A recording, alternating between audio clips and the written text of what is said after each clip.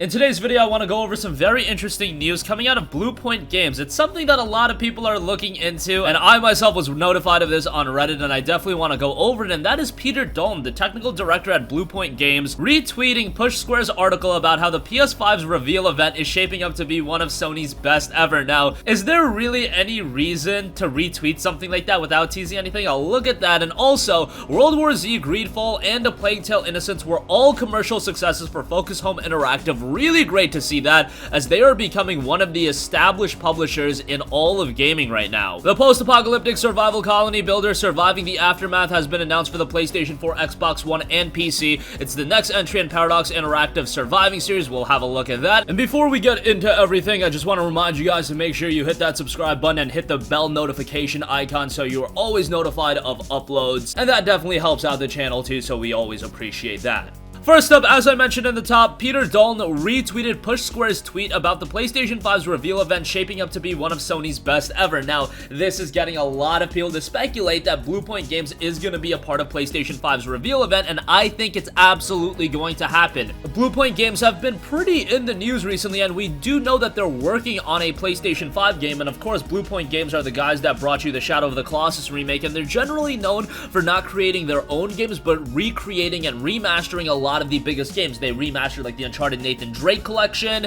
and recently they remade Shadow of the Colossus on the PlayStation 4, and that was absolutely tremendous. What most people think Bluepoint is doing is a Demon's Souls remake. A lot of gamers thought that that was going to come to the PlayStation 4. However, I very much could see that being a PlayStation 5 launch title, and that could be an absolutely massive PlayStation 5 launch title. I think what's happening is Sony realized that Bloodborne was truly one of the PlayStation 4's first system sellers. I mean, there were games like Infamous Second Son, Killzone Shadowfall before it, Until Dawn, but Bloodborne was that game that made people stop and say, holy crap, I need to get a PlayStation 4. Well, why not get the PlayStation 5 right out of the gate with something compelling like that, something that harkens back to Bloodborne in a Demon's Souls remake? We already know that Demon's Souls is phenomenal. We already know that Bluepoint as a studio can remake a game and make it better than ever. They did that with Shadow of the Colossus, and if they do that with Demon's Souls as a PlayStation 5 launch title, I think that would be tremendous. And not only that, I could see it being a double header. I could see the Demon's Souls remake being a launch title for the PlayStation 5, and then I could see something from Guerrilla or some other studio being the other major game, because Demon's Souls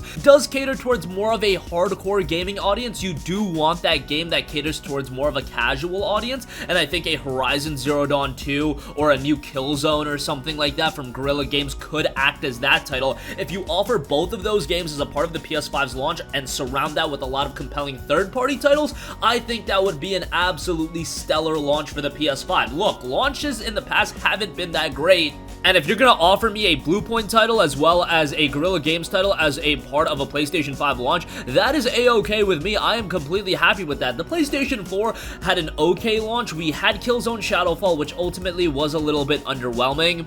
We had Resogun, which was a smaller downloadable title, a great game. However, again, it was a smaller downloadable title, and then we had Knack as well, and Knack was incredibly underwhelming. So I think with the PlayStation 5, the imperative has been made that more than anything else, Sony is going to stand out with their exclusive offerings, and they probably know that now. They probably know that if we launch the PlayStation 5, we need to drop with it some major titles. A lot of people just checked out the PlayStation 4 based on it being the new console, based on it being $400 instead of the competitor's $500 price point.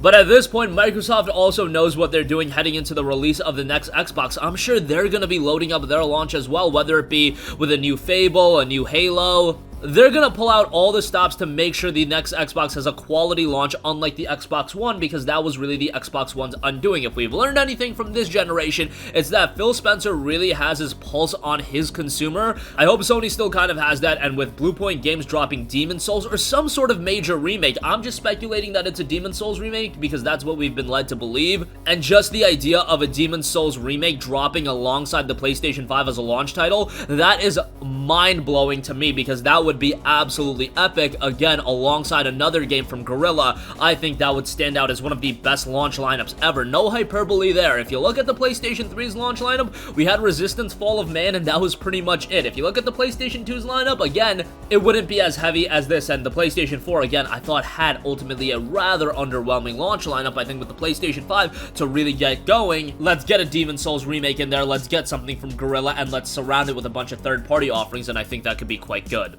Alright, moving on from that, Focus Home Interactive put out a trio of games this year that did very well. World War Z, Greedfall, and A Plague Tale: Innocence were all commercial successes for Focus Home Interactive. Chairman of the management board of Focus Home Interactive, Jürgen Goldener, had this to say about the company's success. Quote, after the successful launch of World War Z and A Plague Tale: Innocence in the first quarter, the group's positive momentum continued into the second quarter, mainly driven by the successful release of Greedfall. This record performance demonstrates both our ability to leverage the know-how and talent of our teams with that of our partner studios and to maximize the monetization of opportunities. We will continue to work hard with the commitment of pursuing our growth journey. Focus Home Interactive's growth further accelerated in the second quarter compared to a record first quarter. We anticipated that 2019 and 2020 would be a front-end loaded year, and we are very satisfied with our performance during the first half of the year. Even if we do not expect such an exceptional growth rate in the second half of the year, these good results demonstrates our ability to change scale, hence the confirmation of our 2021-2022 revenue targets. I'm really happy for Focus Home Interactive's success because it goes to show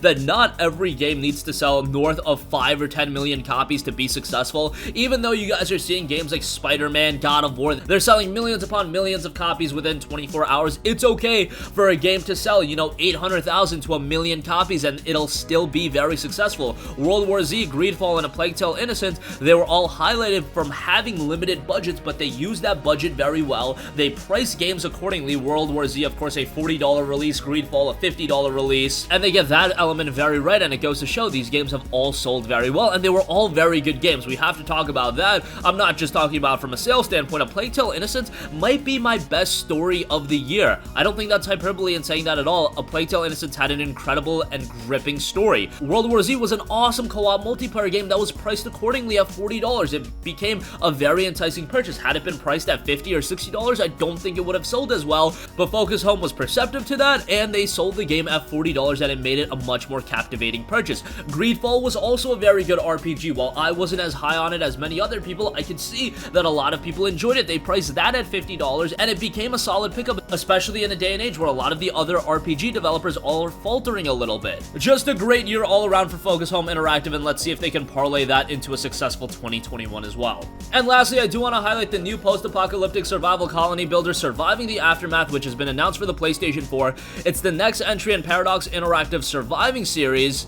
And publisher Paradox Interactive and developer Iceflake Studios have announced Surviving the Aftermath, the latest in the Surviving series following Surviving Mars. The post-apocalyptic survival colony builder will launch in late 2020 for PS4. And it was noted, quote, with the staggering growth of Surviving Mars this year, we knew we had something special and we wanted to find new ways to utilize survival management gameplay, and that came directly from Surviving the Aftermath and Surviving Mars lead producer Nikihat Ali. And that was said in a press release. Surviving the Aftermath gives us the opportunity to experiment with these mechanics in new and interesting ways that we think our players will love. A teaser trailer was uploaded, however, that doesn't give us much of an insight into what to expect out of Surviving the Aftermath. However, given the quality of Surviving Mars, I do think that this could be a standout title, and again, not going to be out for quite a while, late 2020 for PlayStation 4, and given the late 2020 release window, I would imagine that it would transition into a PlayStation 5 release as well, but all things considered, it looks like the PS5 will at least have PlayStation 4 backwards compatibility, so that's not going to be a big deal anyway. But nonetheless, a very interesting announcement with Surviving the Aftermath coming in late 2020. If you guys have yet to play Surviving Mars, I would highly recommend you to check that out if you are into survival games. Priced at $29.99, goes on sale pretty frequently. It's available on PC, PlayStation 4, Xbox One, and again,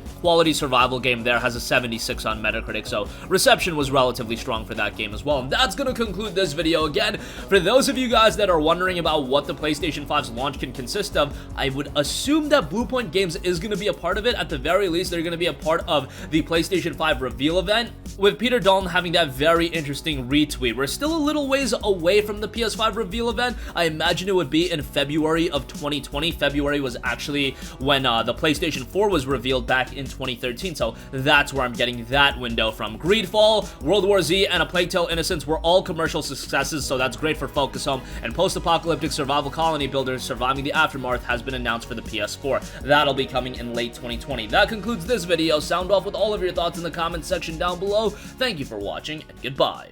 Hey guys, we hope you enjoyed the video, and if you did, make sure to hit the subscribe button, and if you're already subscribed, do us a favor and hit the bell icon. This way you'll be notified whenever we post a new video. That's the best way to keep up with all of our uploads, and we usually try to upload 2 videos a day. And with the bell icon hit, you'll be notified whenever we do upload a video. As always, thanks for watching.